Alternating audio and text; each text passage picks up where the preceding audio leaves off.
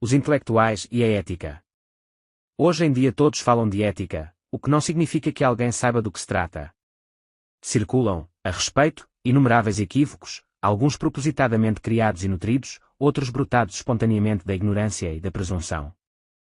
Há, por exemplo, indivíduos que, em nome do relativismo sociológico, ou antropológico, negam todo fundamento absoluto às normas éticas, fazendo-as depender unicamente do costume dominante, mas ao mesmo tempo verberam como antiéticas certas condutas profundamente arraigadas no costume brasileiro, como a sonegação de impostos, o nepotismo, o tráfico de influências. É uma contradição, mas uma contradição que entra no hábito se torna invisível, uma rachadura escondida no fundo da consciência. Essa rachadura é hoje o mal secreto dos intelectuais brasileiros, é ela que dá um tom de fingimento estriforme à sua ruidosa luta pela moralidade pública. Aqueles que hoje, com caretas de indignação, defendem medidas de higiene política que ainda ontem desprezavam como moralismo pequeno-burguês e demagogia hedonista, não podem parecer outra coisa senão fingidos e hipócritas. Mas não o são. São apenas consciências rachadas, por mais sincera que seja a sua indignação, ela soa falso, porque não é tão completa e arrebatadora quanto desejariam que fosse ou parecesse. Há na alma de cada um desses homens uma parte que não se compromete com o patos moralizador exibido em público, uma parte que olha tudo isso com frieza e ironia, e que desmente, por dentro, a convicção enfática dos gestos e palavras. Essa parte é a sua consciência crítica, que, formada numa tradição de materialismo histórico e relativismo sociológico, não pode levar integralmente a sério os valores morais. De nada adianta o aliás excelente José Murilo de Carvalho, no Jornal do Brasil de 10 de agosto, tentar justificar o giro de 180 graus, alegando que a luta contra a corrupção mudou de caráter, que ontem era moralismo elitista e hoje é progressismo democrático. Mesmo verdadeira em si, esta observação não toca ao fundo do problema. A contradição permanece intacta, pois o que está em discussão aqui não é a oportunidade histórica, mas sim a inconsequência lógica, para não dizer a imoralidade intrínseca, que existe em passar do relativismo ao absolutismo ético por mera questão de oportunidade histórica. As considerações de José Murilo, em vez de fornecerem uma justificação plausível para essa mudança, antes ressaltam a sua incongruência. Pois os que hoje investem contra a corrupção não o fazem, ao menos em público, em nome do oportunismo histórico. Devemos combater a corrupção porque ela atrasa o progresso, e sim em nome da ética, tomada com maiúscula e como valor absoluto, devemos combater a corrupção porque ela é uma coisa má. Se a ponderação da oportunidade histórica fosse a principal motivação que impele esses homens à luta contra a corrupção, seu apelo à ética seria mero jogo retórico ou tática de marketing, destinada a atrair o apoio popular para uma causa que permaneceria simplesmente política, sem nenhuma significação moral em si, seria a mais antiética das manobras, pois resultaria em prostituir, a serviço de objetivos políticos momentâneos, o conceito mesmo de ética. Devemos acreditar nessa hipótese. Ela é ruim demais. Um fio de esperança leva-nos a admitir, em vez disso, que esses homens são sinceros, que após terem proclamado, por décadas, que a ética é serva da política, e esta da economia, passaram a acreditar no contrário, no império da moral. Se é assim, eles mudaram muito. Mas, se mudaram, devem abjurar publicamente de suas antigas crenças ou tratar de conciliá-las com as novas. Como não fazem nem uma coisa nem a outra, como nem mesmo parecem se dar conta da transformação porque passaram ou pelo menos não a admitem de modo explícito, todo o seu discurso produz um efeito de sino rachado, persuade o ouvinte de que os acusados são ladrões, mas não de que os acusadores são honestos. Ninguém pode, sem cair numa contradição debilitante, lutar no domínio da ação prática por valores que nega no campo das ideias e doutrinas. Se a ética pode imperar sobre a política, então as tradições de materialismo histórico e de relativismo sociológico, tão caras à nossa intelectualidade, devem ser abandonadas no ato e no todo materialismo. Porém, se o e o relativismo ainda valem, então o apelo à ética é mera artimanha retórica, num jogo sem ética nenhuma. Este é o drama, inconfesso ou inconsciente, do intelectual brasileiro que, à frente das massas ou a reboque delas, se empenha na luta contra a imoralidade. Uma consciência moral cindida, que afirma no plano da conduta o que nega no dos princípios, é uma herança moral do kantismo. Immanuel Kant negava todo conhecimento metafísico que pudesse dar um fundamento absoluto à ética, mas ao mesmo tempo via nos mandamentos morais um imperativo categórico, ao qual o homem, sem poder justificá-lo na esfera racional e teórica, deveria curvar-se simplesmente porque sim. Ele planejava resolver essa contradição, como se vê pelos esboços de metafísica do seu opus póstumo, mas não teve tempo de completá-los e morreu dando aos pósteros o abismo entre inteligência e vontade. Discípulos incompreensivos, sem levar em conta que o mestre atacava os problemas por etapas, e que as conclusões de cada etapa eram apenas a pausa antes de retomar o assunto noutro nível, fizeram desse abismo o conteúdo formal e definitivo da filosofia que entrou para a história, talvez malgrado Kant, com o nome de kantismo. O kantismo teve grande influência no positivismo e, através dele, no nascimento das ciências sociais. O típico cientista social positivista, no sentido amplo e não estritamente kantiano da palavra, se atém aos fatos e evita os juízos de valor, cultivando um relativismo metódico.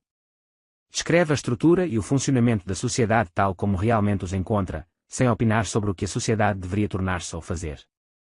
Como, porém, a vocação de cientista social não vem nunca separada do interesse pela ação política, o cientista social é quase sempre um ser bicéfalo e incoerente, cindido pelo antagonismo entre o compromisso científico de abster-se de juízos de valor e o desejo de interferir na situação do momento para fazer o que lhe parece ser o bem. O tipo mais puro e notável de cientista social positivista foi Max Weber, 1864-1920. Ele viveu essa contradição com tamanha intensidade que sua saúde ficou abalada, por 2 vezes teve crises de paralisia nervosa que o deixaram prostrado durante anos. Mas nem todos os cientistas sociais são homens escrupulosos como Weber, que pagava pessoalmente o preço de suas contradições. A maioria prefere acomodações factícias, que apaziguam sua consciência pouco exigente, fogem do conflito interior, deixando ao público o encargo de guiar-se, como possa, por ideias contraditórias envoltas num verniz de coerência verbal e aureoladas de prestígio científico. Sem a menor cerimônia, interferem na política e na vida moral, emitindo juízos de valor e prevalecendo-se, aos olhos do povo, de uma autoridade científica que, no recinto académico e longe da multidão, admitem não ter Weber tinha um maior desprezo pela leviandade presunçosa com que alguns de seus colegas se entregavam a esse exercício de histrionismo científico, ao qual ele denominava pejorativamente profecia académica. O temor de prostituir a autoridade intelectual legítima fazia com que ele não interferisse nos debates públicos senão ao preço de dilacerantes conflitos íntimos, que nem de longe perturbam um exibicionista sequioso de opinar. O cientista social que oculta a contradição entre ciência e militância faz com que o hábito do pensamento duplo, incoerente e leviano se espalhe por toda a sociedade. E se o sentido explícito da sua intervenção for, como é nesta hora, o apelo à moralização da vida social, então seu resultado, colateral e provavelmente indesejado, mas nem por isto menos inevitável, será o de contaminar a alma do povo com o vírus da hipocrisia e da falsa consciência, a pretexto de sanear o governo, terá corrompido a nação. Eis porque nenhum homem sensato pode aprovar sem as mais prudentes reservas a atual campanha pela ética na política. Nada mais perigoso e alarmante do que a identificação explícita ou implícita de um determinado grupo com o bem, e de seu adversário com o mal. Quando vejo que essa identificação é hoje promovida por aqueles que fazem profissão de relativismo sociológico, hostil a toda a cristalização de valores em representantes fixos, se não há ideia mesma de valores exceto convencionais, então não posso evitar a impressão de estar diante de uma opção entre a hipocrisia e a demência. A súbita febre de moralização que acometeu os nossos intelectuais só pode ser uma destas duas coisas, ou a mais sórdida e maquiavélica trama já encenada em nosso palco político, ou o sintoma de uma cisão esquizofrénica na mente dos homens incumbidos de formar e dirigir a opinião pública. Ambas as hipóteses são aterradoras. O leitor pode, a esta altura, perguntar se falo dos intelectuais em geral ou só dos cientistas sociais, porque parece que atribuo a todos aqueles um tipo de pensamento que é especificamente destes últimos. O motivo por que o faço é dos mais sérios. O relativismo sociológico, no Brasil, não é marca registrada dos cientistas sociais, é uma tendência dominante na intelectualidade como um todo. A causa deste fenómeno reside na importância desproporcional que, entre nós, adquiriram as ciências sociais como reguladoras do pensamento, na ausência de um movimento filosófico vigoroso.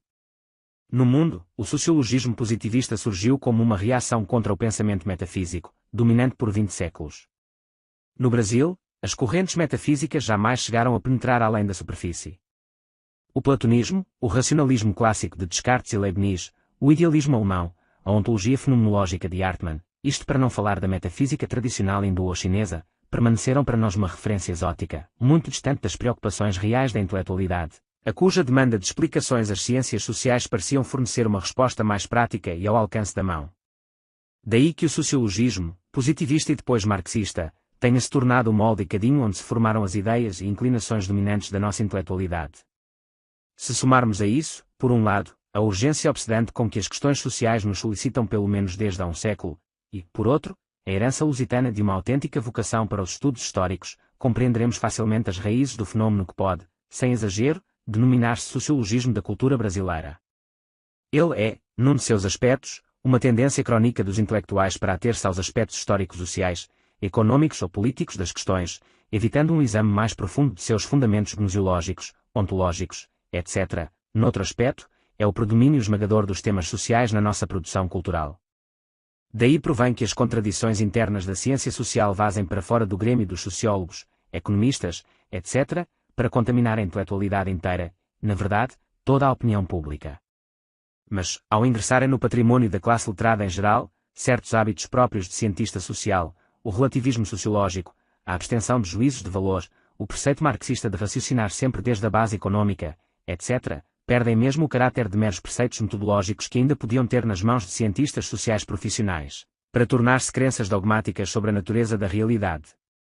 Por isto é que a fórmula em que se exprime o conflito básico da consciência sociológica e antropológica, isto é, compromisso relativista versus vocação para a ação social e política, serve, no Brasil, para descrever dualismo interior, consciente ou inconsciente, de todos os intelectuais. Essa contradição, que a preguiça, a má-fé e a força do hábito impedem de se elaborar como conflito consciente, mostra com mais nitidez o seu perfil na hora em que a intelectualidade, como um bloco, interfere diretamente no quadro político, em nome de uma moral que até ontem desprezava. Wilhelm Reich tinha razão. Quanto mais inconsciente é um conflito, mais ele é visível desde fora.